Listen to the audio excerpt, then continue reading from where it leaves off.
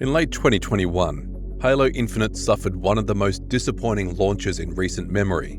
And that's quite an accomplishment considering it launched a month after Battlefield 2042 and a year after Cyberpunk 2077. While there are a few reoccurring problems that plagued all of these launches, bugs, poor performance and lack of promised features to name a few, the impact of Halo Infinite's initial failure could have been the worst impact of them all. While these games are gradually recovering with post-launch support from their developers, the damage has already been done.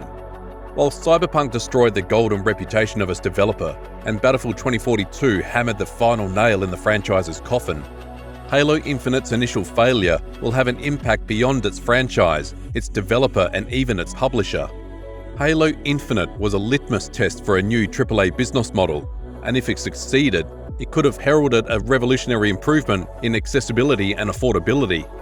Unfortunately, it didn't succeed, and its failure set gaming back a decade. To understand why Halo Infinite's botched launch will have a ripple effect across the whole industry, let's look at what set it apart in the first place. Microsoft divided Halo Infinite's single-player and multiplayer components across two separate business models.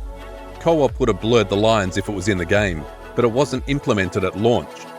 If you wanted to experience a story, you'd have to buy a single player at full price or pay for Xbox Game Pass. If you just wanted the multiplayer, you don't need to pay anything at all, as it's completely free to play.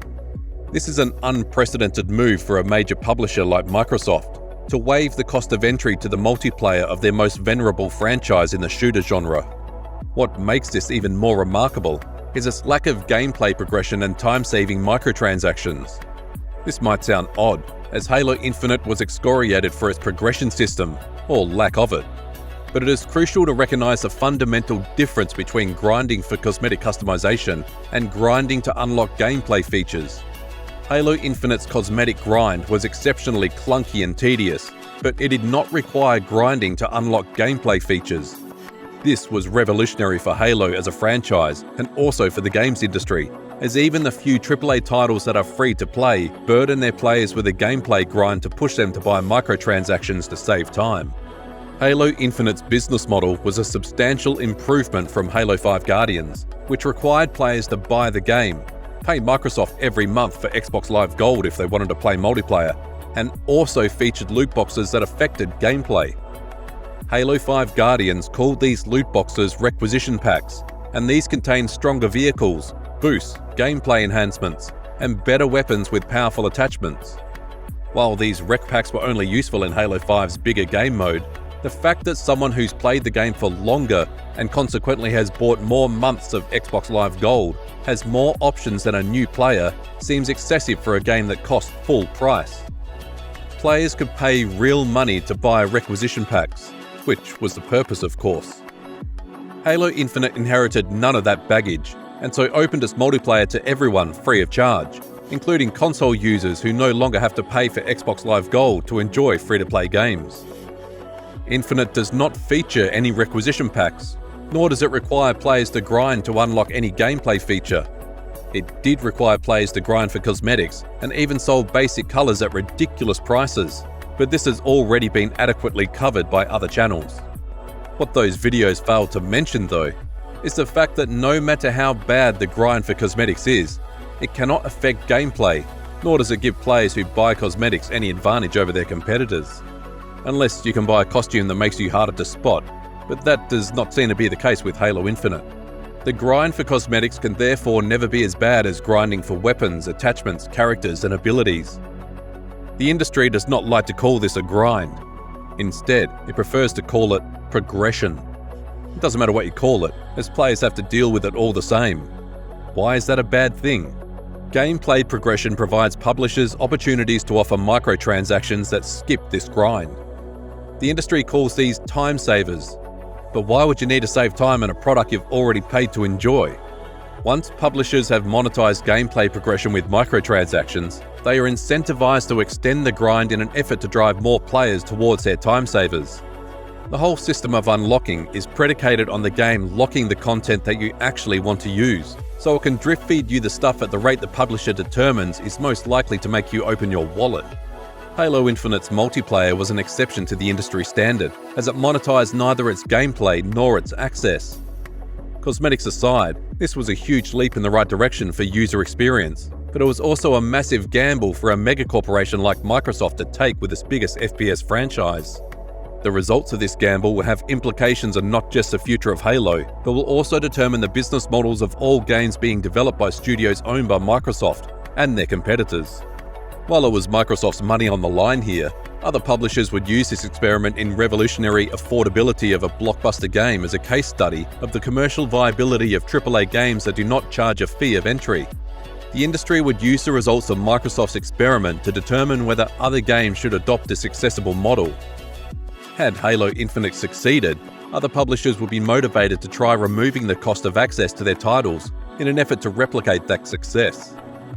This transition to a more accessible business model has already happened in the popular subgenre of shooting games, Battle Royale. PlayerUnknown's Battlegrounds was one of the first games of this type, and it imposed a cost of entry until recently. Epic Games waived the entry fees to their take on the Battle Royale, Fortnite, even though the base game the Battle Royale mode was built on is still being sold for a price. Epic announced this move in September 2017 in a post that promised they wouldn't sell any competitive advantage, even though the Battle Royale will be free for everyone. This increased accessibility made Fortnite Battle Royale far more popular, as everybody could play this without paying a penny. The Battle Royale's enormous player base has made Fortnite its developers' more profitable endeavor, and that's saying something, as Epic has built some of the most recognizable franchises in gaming history. Nevertheless, Fortnite's success has eclipsed them all, as Epic has raked in more than $9 billion from cosmetics alone. Best of all, Fortnite has never burdened its players with a tedious grind for gameplay features that would disadvantage novices. Everyone is on an equal footing in Fortnite, and this could be a reason that endears players and motivates them to purchase cosmetics that do not give them any advantage in gameplay. It's in consumers' best interest to see a consumer-friendly game like this achieve groundbreaking success, as Fortnite's success sets an example to other publishers that proves that a game can be incredibly lucrative without imposing a fee of entry or pushing time savers for a protracted gameplay grind. The industry did take notes, though it was slow to act. EA and Activision tried to get in on the action by shoehorning Battle Royale modes into Black Ops 4 and Battlefield 5, though these could not compete with Fortnite as they couldn't be played without buying the base game, and so were not nearly as affordable as Fortnite. The disappointing performance of Black Ops 4's Blackout and Battlefield 5's Firestorm forced EA and Activision to come to terms with the fact that they could not charge a fee of entry if they wanted their Battle Royales to succeed. EA was the first to relent as they let Respawn Entertainment make their Battle Royale, Apex Legends, free to play when it launched in early 2019. Even though EA waived the cost of entry, they could not resist monetizing the gameplay grind. To this day, most of Apex Legends characters are locked behind a grind that you can pay to skip. What makes these microtransactions worse is the fact that you cannot buy the characters directly. You have to first spend real money to buy EA's premium currency, which can then be used to unlock characters. EA has deliberately mismatched the price of the characters to the price of the premium currency packs, so buyers will always have some premium currency left over after they unlock the characters with it. The leftover change will always be too little to buy anything, and EA hopes this will motivate users to buy more premium currency so they can spend it all. Despite this grind wall, Apex Legends was a breakout success due to the fact that players did not have to pay anything to get started. This could have been the motivation Activision needed to ditch the cost of entry for their next take on Battle Royale, Call of Duty Warzone. While Warzone is free to play, it does require players to grind for weapons and attachments to use in their loadouts. As Warzone incorporates weapons from recent Call of Duty Modern Warfare, Black Ops Cold War and Vanguard, players who bought these games can unlock and upgrade their loadouts in these Call of Duties and bring those loadouts into Warzone, which takes less time than grinding in the free-to-play Battle Royale. This system is designed to push Warzone players to buy the main Call of Duty games, though Warzone 2's DMZ has alleviated this to some degree. Of course, it's nowhere near as fair as Fortnite, which does not feature any gameplay grind. Halo Infinite could have inspired the same revolution in the shooter genre as Fortnite did in Battle Royale. Alas, that was not to be, as all Halo Infinite did was reinforce major publishers' preconceptions that making a blockbuster franchise free to play is a recipe for failure. To be clear, Halo Infinite did not fail because its multiplayer went free to play. Halo Infinite's multiplayer was crippled by its appalling mismanagement that left it bereft of content, maps, modes, and other vital features, even after its launch was delayed by a year. Halo Infinite's multiplayer had all the right ideas. It's a pity that their execution was so terrible.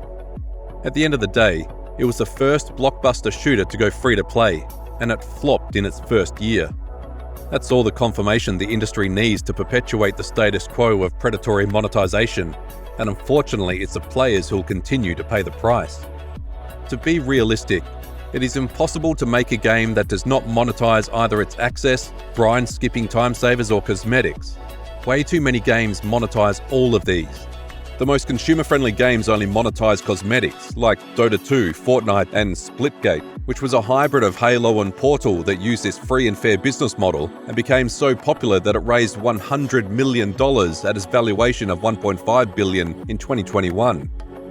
Though Splitgate's popularity quickly faded due to server inadequacies that forced would-be players to queue for hours before they'd had a chance to log in. Splitgate became more popular than its infrastructure could handle, and ironically, it was this overwhelming success that prevented people from playing the game. This does not change the fact that this is a free-to-play game that raised $100 million without monetizing a gameplay grind.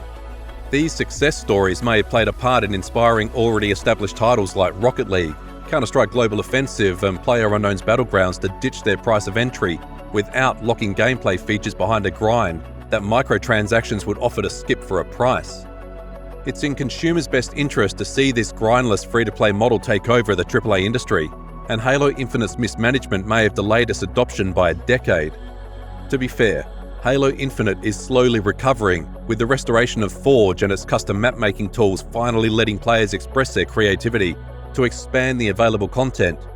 But it's been more than a year since the game launched. Is it too late? Even if Halo Infinite does eventually bounce back and achieve the popularity and success it deserves, is it too late to convince Microsoft and other AAA publishers to drop the price of entry for their biggest productions? Leave your thoughts in the comment section below.